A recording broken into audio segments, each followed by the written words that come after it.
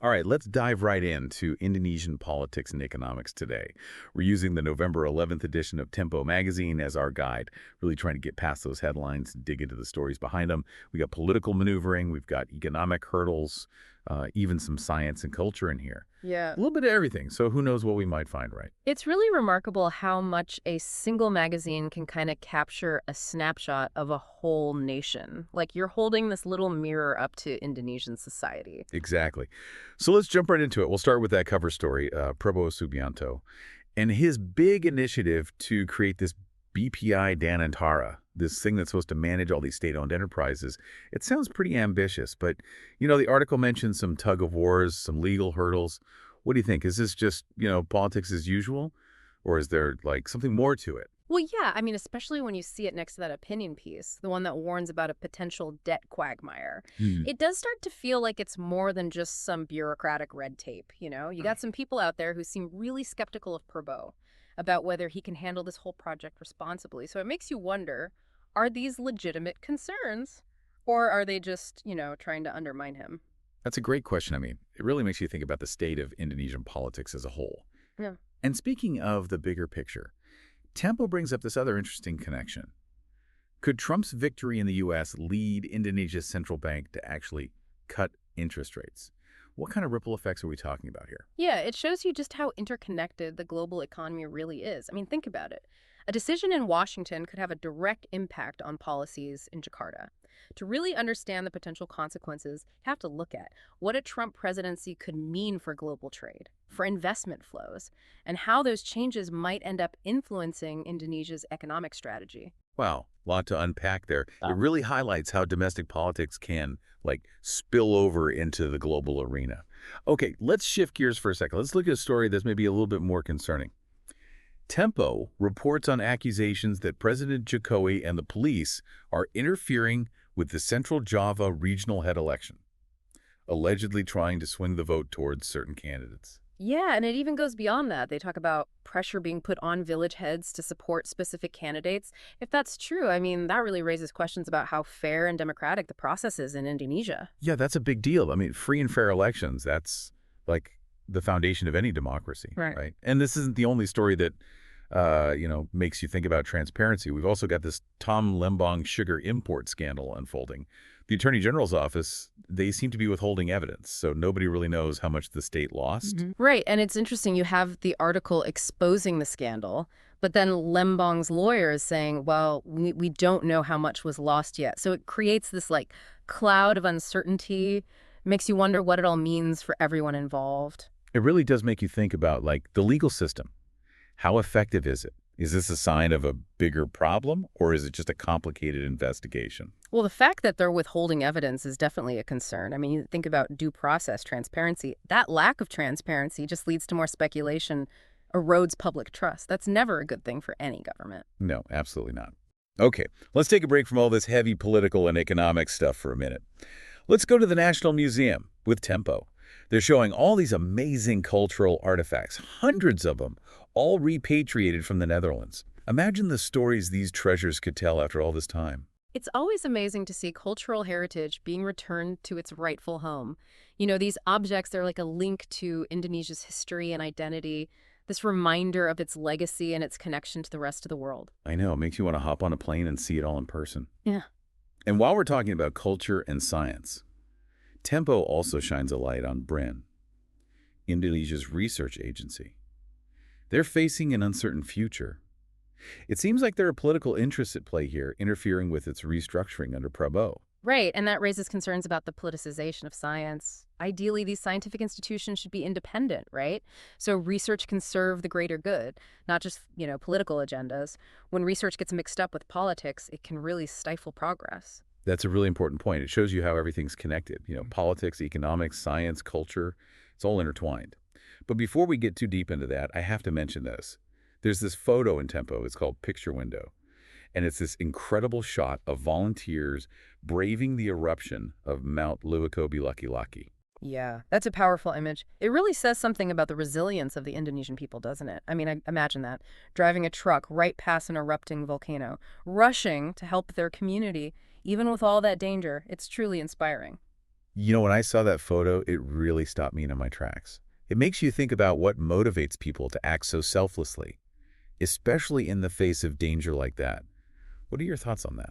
Well, maybe it's rooted in, their sense of community, their traditions, or maybe it's something they've learned from dealing with natural disasters so often. Whatever the reason, it's a reminder that even in the darkest times, there's always hope. It really is. Okay, let's turn our attention to Tempo Talks now. They had this interview with the Indian ambassador. They're celebrating 75 years of diplomatic relations between Indonesia and India, talking about their shared history. But get this, there are no direct flights between their capital cities. I was so surprised by that, especially given their close ties. Yeah, it is kind of strange, right? Makes you wonder if there's some untapped potential there, maybe logistical barriers or economic ones, holding them back. You'd think with such a long history, there would be more direct connections. I know, it's a real head-scratcher. It makes you want to dig deeper, try to understand those complexities of international relations. Absolutely. And that's what's so great about these deep dives. We can uncover those hidden complexities and start to see the world in a new way. Well said. We've gone from political power plays and economic worries to incredible acts of courage and cultural treasures all in one magazine. What a journey. It really highlights how dynamic and multifaceted Indonesia is. It does. And it leaves us with a lot to consider. We've seen political maneuvering, but also selfless acts of courage. So it makes you wonder, is Indonesia at a turning point? There are clearly challenges, but also amazing resilience. What happens next? That's what's going to be really fascinating to watch. I completely agree. And for those of you listening, what's standing out to you so far? What are you most curious about? Hold on to those thoughts because we'll be back soon. We'll explore even more from this edition of Tempo and see what other insights we can uncover together. When you look at all these stories from Tempo, it really seems like Indonesia is, it's wrestling with these big questions about its future. It's a country full of potential, but there are so many complex challenges. I like that, wrestling with questions about its future. It makes it sound so dynamic, like Indonesia's on the verge of something big. And this idea of uncertainty, it's everywhere in these stories, isn't it? You've got the economy all tied up with whatever happens with Trump. You've got these questions about the legal system and transparency. Even the future of BRIN, that research agency, is up in the air. Exactly. And it's at times like these when things are so uncertain that leadership really matters. How Indonesia handles these challenges, it's going to shape the country for years to come. Which brings us back to Prabowo. If he pulls off this BPI Danantara thing, that could really make him a major player in Indonesian politics. But if it crashes and burns, or even worse, if it leads to that debt quagmire like the opinion piece warned about, well, that could be a huge problem. Yeah, absolutely. It's not just about the money either, the way they manage this whole thing. It could affect how people view the government, whether they trust them to handle these big, complex projects. Right. People start to see it as some kind of power grab. Yeah. Or a reckless gamble. That could really damage Prabowo's reputation. And speaking of public trust, we have to talk about those accusations of election interference. That's got to be one of the most worrisome stories in the whole magazine. Yeah, no doubt about it. The idea of the police being used to manipulate elections, that strikes at the core of democracy. It's a really dangerous precedent. It makes you realize how important a free press is. If Tempo hadn't published this story, who knows what might have happened? It reminds us that we need journalists to hold those in power accountable, especially when democracy itself is at stake. Absolutely. The press is like a watchdog, making sure things are transparent, protecting the public interest. That's essential for any healthy democracy. And we need that same transparency with the Tom Lembong scandal, right? The fact that the Attorney General's office is keeping evidence secret, it just makes the whole thing look even more suspicious. Makes you wonder if you're trying to protect someone or cover something up. Yeah, it definitely raises those questions. It makes people think there's one set of rules for the powerful and another set for everyone else. That kind of cynicism can really hurt a society. Definitely. Transparency and accountability, those are key to keeping public trust, making sure that justice is fair. Okay, let's take a break from these heavier topics for a bit. Let's go back to those amazing artifacts at the National Museum. I'm still fascinated by them coming home after all these years. What kind of impact do you think this will have on Indonesia, on its culture? I think it's a powerful symbol. Like they're reclaiming their history, their heritage. These objects, they're a tangible connection to Indonesia's past. Bringing them back can really create a sense of pride, of belonging. Can you imagine seeing them on display, knowing they finally returned where they belong? That must be a really moving experience. It makes me think about all the stories they could tell, all the people who've touched them over the centuries. It's like a bridge between the past and present. Exactly. And by studying these artifacts, we can learn so much about Indonesia's cultural evolution, its place in the world. Speaking of Indonesia's place in the world, that interview with the Indian ambassador in Tempo Talks, it's really interesting how they highlight the strong historical connection between those two countries. But then there are no direct flights between their capitals. It seems like a contradiction. It is a strange situation. It makes you wonder what's stopping them from working together more closely. Is it infrastructure, economic priorities, or maybe political reasons? It shows you that international relations are complicated. There are all these invisible forces at work, shaping how countries interact. So what do you think is the most important thing for our listeners to take away from all of this? That's a great question. I think the big theme that runs through all these stories is uncertainty. Indonesia is at a crossroads, facing all these challenges, political, economic, social.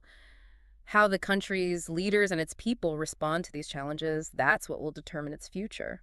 I like how you brought in the idea of citizens being part of the solution. It's not just about decisions made by politicians. It's about what everyone does, the choices they make. We all have a role to play in shaping the future, in our own communities and in the world as a whole. Absolutely. And sometimes the most inspiring actions come from everyday people, like those volunteers we saw bravely facing that volcanic eruption. It's really amazing, isn't it, how just one magazine can spark so many conversations and ideas. I feel like we've learned so much about Indonesia, the good, the bad, and the potential. It's all there. Yeah, that's what I love about these deep dives. It's not just about reading stuff, it's about really engaging with it, asking questions, letting it spark new thoughts. Absolutely. You got to plant those seeds of curiosity and see what grows. Something's been on my mind this whole time. This contrast we keep seeing between ambition and compassion. On one hand, you've got all the political stuff, the power plays, the economic worries, all driven by ambition. But then on the other hand, you have those volunteers risking their lives during the eruption. You have those artifacts coming home, this desire to see science thrive. Those are all acts of compassion, this deep connection to Indonesia's heritage and its future. Yeah, that's a really interesting point. It's like Indonesia's caught between these two powerful forces, right? The drive to achieve, to become more prosperous, and then these core values of community, compassion, cultural identity. It's like they're constantly pushing and pulling, shaping where the country goes. And like we've seen in Tempo, it's not a simple fight. Sometimes they work together, sometimes they clash. Exactly. It's what makes Indonesia so fascinating. It's constantly changing, evolving, trying to balance these different forces. It reminds us that progress isn't always a straight line. There will be bumps along the way, challenges, but there will also be incredible moments of strength and inspiration. And at the end of the day, it's the choices people make that determine which force wins out, ambition or compassion. That's a great way to put it. And as we wrap up this deep dive, I think that's the big question we should leave our listeners with. What will shape Indonesia's future? Will it be ambition, the pursuit of power and wealth, or will it be compassion, leading them toward a more just and sustainable future? That's a question that goes way beyond Indonesia, too. It's something we all face as individuals, as communities, as a global society. What values will guide our choices? What forces will shape our future? The answers aren't easy, they're complicated. But by engaging with stories like these, by asking tough questions, by listening to different perspectives, we can start to understand those complexities and build a future where ambition and compassion can both exist. Beautifully said. So to everyone listening out there, we'll leave you with this. Pay attention to the world around you. Look for stories that challenge you, that help you understand things better. Have those tough conversations and never stop asking questions. You never know what you might discover. Just like we did today with Tempo Magazine. Until next time, stay curious and keep your hearts open to the wonders of the world.